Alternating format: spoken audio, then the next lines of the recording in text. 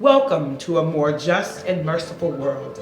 I'm Kathy Humphrey, president of Carlow University. On this podcast, we talk to leaders, teachers, artists, historians, and scientists from around the globe to explore how to bring more justice and mercy in our world. Today, we are so very fortunate to have a very important person to Carlow, Michele Atkins, with us. And I am so thrilled that Michele is with us because Michele is not only an alum, which she is. Yes, I am. But she also has helped us to create the Atkins Center for Ethics, which in a day like today is a very important center. But more importantly, ethics is at the core of who we are as an institution. So, Michele, welcome. Thank you. It's a joy to be back with you. Absolutely. And I'm so glad to have the opportunity to have this conversation with you. And I just really want to start by saying, how did you make the decision that you wanted to create an ethics center right here at Carlow? Well, so my husband worked for Alcoa. He was in the corporate world, and you see good things and bad things in the corporate world. Right. I worked in the nonprofit world, and part of what I did toward the end of my career was to go into nonprofits that were struggling and try to help them get to be better. And I learned some things that people were doing which were not particularly good. Mm-hmm. And what the common thread was, no one seemed to understand that the rules apply to them. And so Pat and I talked long and hard about how could we help this region learn how to follow the rules appropriately. Yeah. And so we decided Carlow was the best place to do that. Yeah, that's wonderful. And so I know that you had told me earlier that you literally were kind of surveying people on the street to say, what is ethics? Right. What'd you find out? And then help my audience, help them understand what ethics really is. What are we talking about? Okay, so for the last couple of weeks, knowing this was coming up and knowing that I'm in and out of all sorts of places, every time I saw somebody, I would say, by the way, what do you think ethics is? And it was a stunning silence because there was no easy answer. What I found even more fascinating is medical people have situational ethics, but they don't understand the big picture. Mm-hmm. And so in preparation for being here, I gave some thought to how would I answer that. And historically, prior to the last couple of years, I would have said that ethics is doing the right thing for the right reason at the right time. That's not really right, because if you think about what's going on in this country right now, there's a whole host of people who think that we're doing the right thing for the right reason, and we're not, so it needs to be more than that. So I went and did some research. Carlow taught me to do that. That's so good. And the textbook definition is ethics are rules that guide a group or society, while morals are personal beliefs about right and wrong. So ethics are following the rules of the society in which you live. Okay, so Michele, I want to talk a little bit more about that definition with you. But before I talk about that, why do you think this is so difficult for people to do, right? I mean, it's the right thing. From a little child, you are taught, here's what's right, here's what's wrong. And there's something inside of all of us, I think, that says, this is right, this is wrong. What happens? What do you think happens? That's a really good question, and I've spent a lot of time trying to decide that. So I had lunch this week with Gail Tissue, who works here, and we were talking a little bit about our childhoods. I remember, I just turned 80, so I'm pretty old. Wow, you look great. Oh, thank you. Well, you're looking good, Michele. But I've had 80 years of watching the changes. Yes. When I was growing up, it was pretty clear what was right and what was wrong, and we were taught that. I remember standing on the street corner with Karen Cummings and Wendy Gust saying, I'm going to be the very first Supreme Court justice in this country. Okay. So that was, clearly I cared about the law and rules. Right. Unfortunately, my parents didn't have the wherewithal to put me through school, so that wasn't going to happen. I'm glad Sandra Day O'Connor got that title. But I think it's ingrained in you from a very early age. Mm-hmm. I've been watching, as you know, my background's been in working with children for most of my career. And I've been watching parents with children in public places. And now what's happening is they all sit down in the restaurant and they hand the child a tablet, and they stay on their phones. There's very little conversation going between them.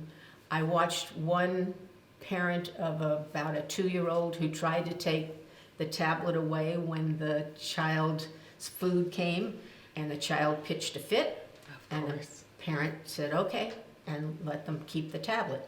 So what have we learned here? Yeah. And so when you ask what's the difference, I think that's a piece of it. Huh. And I don't like where this is going. Right. So you think we're not helping people make right decisions early now. And so what do we have to look forward to the future? I think that's why this is so important to have the conversation about who we are as a society and how we are making decisions as a society. Because at the end of the day, and for me, ethics begins with a decision, right? That's the beginning. You've got some kind of scenario that you're going to live through, but it's a decision. And so how do we become ethical decision makers is the challenge, right? I love that poem that says something to the effect of, when you have the ability to do right when nobody's looking. Yes. Right? Yes. When you have the ability to be good when you're not going to be rewarded for it, and willing to take consequences for that. You know, this week I got a letter from a student, and I was really proud of this letter, and I think you would have been proud of this letter, Michelle. But and it was a lengthy letter, all right? And this student was going on and on and on about what she believed were the injustices that were occurring in our society. And she said, and Dr. Humphrey, I want to protest. And I thought, how sweet. She's asking me permission to protest. But I was very proud of her because her core says, this is not right.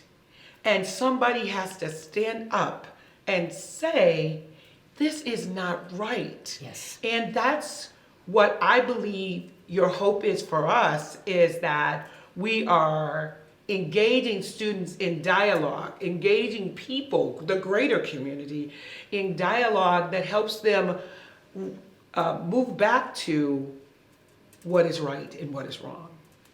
As they understand it, and Yes. therein is the issue, as Yes. they understand it. Yes, and that part is so interesting, right? Because it's your perception. Or how do you move from making something that is wrong, right? So I remember taking an ethics class at Carlow. I eventually got to go to college when my husband stopped the car one day on Route 19 and said, either go back to school or shut the hell up. Excuse me, I hope that's okay to say. And so I went to Carlow, and I remember taking an ethics class here, and Pete Madsen, who taught at that time, talked about ethics is, it's 2:00 in the morning, you're at an intersection, and there's nobody around. Do you stop for the red light? And And if your core says, yes, I stopped for the red light because that's the right thing to do, that's ethics. Yes. I do believe that's the core, right? It's that what's inside of you that's dictating you. And so the question is, how do we do a better job from your perspective? Michele, how do we do a better job of helping people gain this stronger sense of what is right? So I don't know that there is an answer. It's endemic. I remember when my son, who is now in his 50s, went to school and he was studying film production. And he and I had a knockdown, drag-out fight about a particular movie that I thought was far too violent to have been put on the film, on the screen. Okay. And he couldn't understand why I was so upset. But I think the culture over the course of my 80 years has been going down a bad slope because the messages that we get is it's all right to break the rules. It's okay to, and we make heroes of people who are breaking the rules. So I'm not sure I have an answer. I don't know that anybody has an answer, except what's going on right now is just wrong. Right. Well, I think that's a very interesting point, that we make heroes out of those who are making bad decisions. And I think that's one thing we can do. We can call it, and we can stop making heroes. I know that there are some journalists who refuse to do stories about people who have done heinous things for that very reason, and I have a tremendous amount of respect for them. When I think about ethical behavior, it's behavior that impacts humans at our very core. Yep. And, we talk a lot here about justice and mercy. And that's concern today about how do we really encourage the next generation to create a more just, right? Because justice is about ethical behavior. It's about doing the right thing for everybody, because we never know. I love the illustration of the stoplight, because oftentimes you think you're alone, but you're not. And what happens if somebody else thinks they're alone at that same stoplight, right, and you decide, because nobody's there, you move through, and now we've got a horrific accident, right? And those kinds of things, happen every single day. Well, so what's your hope for now? I believe, because of my background, I believe it starts with children. With all due respect to everything that Carlow is doing, and I believe in it. Right. But by the time they get here, the behaviors are ingrained, the thought process is ingrained. So what we know about the evolution of people is that the basic personality starts in the first 2 years. And it's pretty well formed at the end of 2. So the parents who are sitting at the table with their 2-year-old child and they're on their phones and the child's on the tablet, what are we teaching that child? And how does that child then grow up to care about other people? Because that child's looking here. I now live in Oakland and I go walking every day. The number of students, college students, who are walking down the sidewalk with their phones right in front of them, and twice I've been run over by them because they're not paying any attention. Oh my goodness. How do you approach civility and kindness when you're only looking down? Yes. And you're never speaking to anyone. Right. right? So I live in Oakland as well, and I can't tell you how many times a young person has passed me, and I've said good morning, and they never say a word. Right. Not because they're not trying to be kind, they don't hear me. They have these ear Yeah. pods in, Right. and so they don't hear me. And this is interesting because if I tie this all back to ethics, at first you got to be human to me, right? And I've got to see you. Right. And when it's my ability to see you is what I also think's piques that inner core of who I am to treat you well, right? Is because I see you, and I just think that's such a great observation. The first thing you've got to do if you're going to be ethical is you've got to see the person, and you've got to believe that they are human enough and good enough for you to pay attention. Right. To their existence. And then you have to follow the rules. Yeah. And the rules are an ever-changing every 2 minutes right now. And Right. so how are we helping young children even understand what the landscape looks like when it keeps changing every day? Right.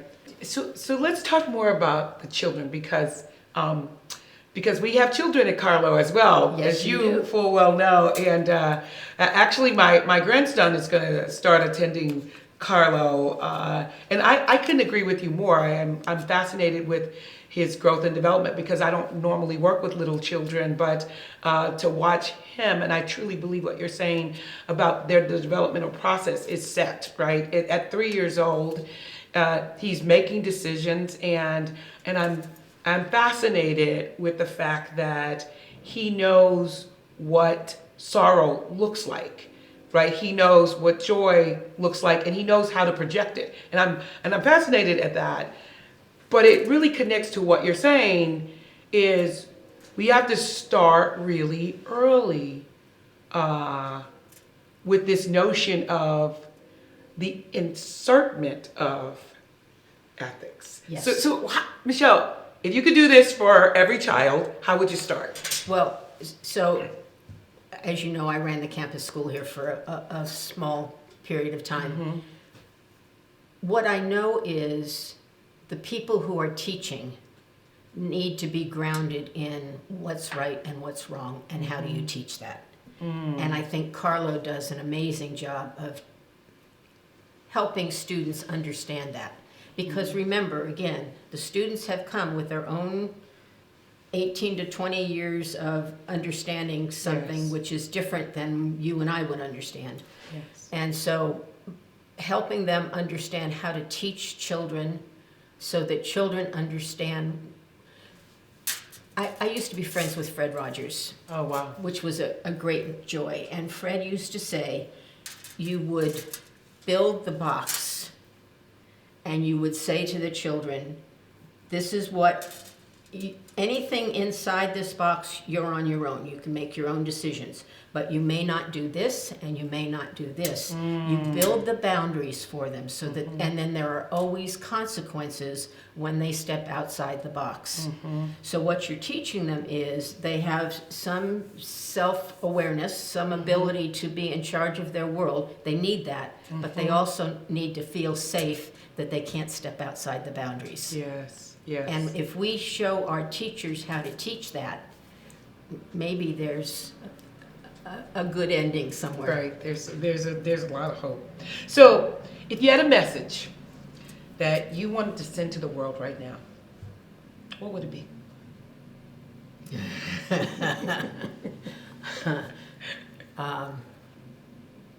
Stop this now. Pay attention to facts. Don't listen to opinion. Pay attention to facts and make decisions based on facts. We're not doing that right now. The strategy right now is if I repeat it often enough, it becomes fact. Well, no, it isn't fact. And so if you're paying attention to what's going on, there are going to be really bad things coming down the pike. And the way to stop that is to stand up. Your student who Yes. wants to protest, Yes. We all need to be doing that. Yes. And interesting, that's just a good philosophy of life. Pay attention to the facts. Respond to the facts. Act on the facts. I don't know a better way to really live out ethical leadership, right? Because it's about leadership, and when you get in that position, the responsibility, that's something that I say to our students often here. Too much is given, much is required. Correct. And when our students leave here, our hope is that they are going to be ethical leaders. And I do think your message of saying to them, pay attention to the facts, pay attention to the people. This is how you really become a strong ethical leader. See, understand, and that understanding is what will help you make good decisions for many things throughout their lives, throughout their careers. Right. So I think that I'm grateful for this conversation, because I don't think we as a community talk about doing what is right, doing what is good, what is just, right? And as an institution of faith, right, I think that is what we are called to do by our Lord, is to, the second greatest commandment is that I love my fellow man as I love myself. That's the second greatest commandment. If you don't love yourself, then you can't love anybody else. You can't love anybody else. And that's why Pat and I wanted this ethics. We want this region to say, oh, I'm not sure what the right thing is. Let me call Carlow. They may be able to help me. Right. And so this work is crucial. It's crucial to keep having these conversations. So I'm grateful that you would spend some time with me today to have this kind of conversation, because it's a conversation that we need in the world right now more than ever. And at the cornerstone of this is just loving people enough to do right by them. So thank you, Michelle, for being with me today. And of course, I look forward to many more conversations with you. Absolutely.